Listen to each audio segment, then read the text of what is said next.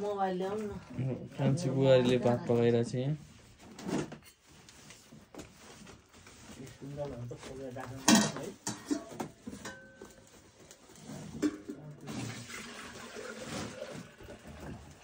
पका पका माया लौ राखेन ढङ्ग छैन ओहो बुवाले मम्मीलाई गाली गरे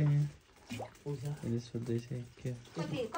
ढिँडो पकाउने हो त अलि खाँदैन अलि अलि हाल नि त ढिँडो त खान्छु म है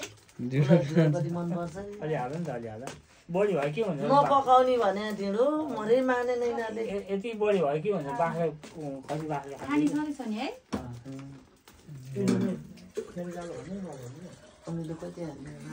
थोरै हाल्नु मम्मी घरबाट आउने बित्तिकै ढिँडो पकाउनु भनेको थिएँ ढिँडो पकाएर पेट दुख्दैन हल्का हल्का त्यो खाने धेरै बानी नभएपछि धेरै खानु हुँदैन पेट दुख्छ भात